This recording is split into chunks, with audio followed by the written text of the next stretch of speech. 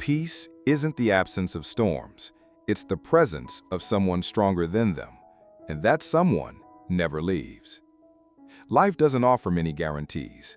You will be shaken. You will be tested. You will walk through valleys you didn't choose and face battles you never asked for.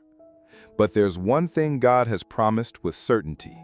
In this world, you will have trouble, but take heart. I have overcome the world. These are not just poetic words from Jesus in John 16:33. They are survival codes for your soul. Pain is not optional, but panic is. Fear is real, but so is faith. And peace? Peace is not a reward for those who are lucky enough to avoid storms. It's a gift for those who learn to trust while walking through them. This is the kind of peace Jesus carried when he slept through a storm while his disciples screamed. It's not about the waves around you. It's about the anchor within you. The reason your peace feels fragile is because we often tie it to things God never meant to hold it. Circumstances, control, people's approval, visible outcomes.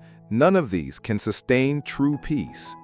Real peace comes from presence, from knowing that no matter what happens outside, the one who holds the universe is holding you too.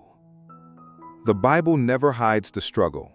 Psalm 34:19 says, "The righteous person may have many troubles, but the Lord delivers them from them all." Many troubles, not one or two. But it doesn't stop there. It says, "The Lord delivers."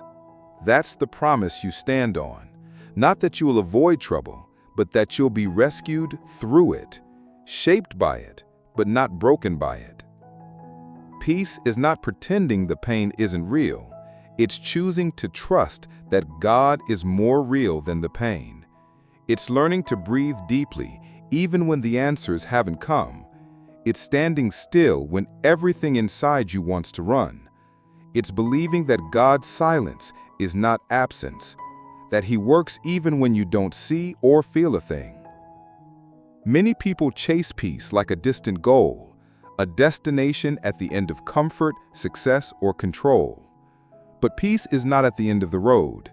It's found in the footsteps of surrender. Peace doesn't wait for things to calm down. It walks you into the fire, just like God did with Shadrach, Meshach, and Abednego. Peace doesn't always stop the storm, but it changes you inside of it. And that change is the point, because peace is a process. It grows as your roots go deeper. It develops every time you choose trust over panic, prayer over complaining, worship over worry. Every battle you survive with God trains your heart to remain calm in the next one. What if peace is not the absence of a storm, but the ability to sleep through one because Jesus is in your boat?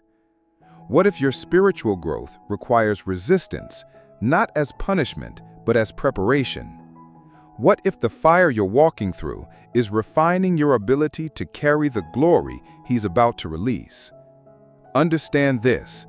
There is no spiritual growth in the comfort zone.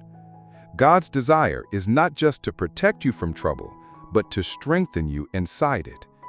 You are being transformed daily into the image of Christ, and that transformation happens through pressure, through discomfort, through storms. So don't resent the season. Don't run from the fire.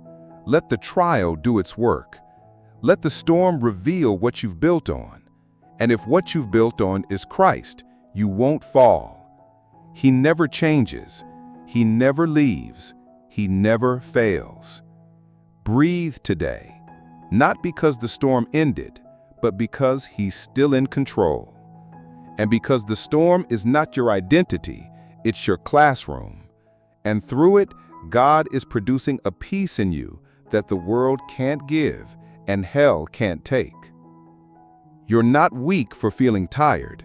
You're not less spiritual for having questions. But don't let your emotions drive your decisions. Let God's truth anchor your soul. Peace isn't passive. It's not lazy. It's active trust. It's fierce dependence. It's holding your position even when the sky is dark and the wind is loud. It's refusing to let go of hope, because you know the one who made the promise cannot lie. Jesus said, "Take heart," not because you'll avoid pain, but because he already overcame everything you'll ever face. Let that reality reshape your inner world today.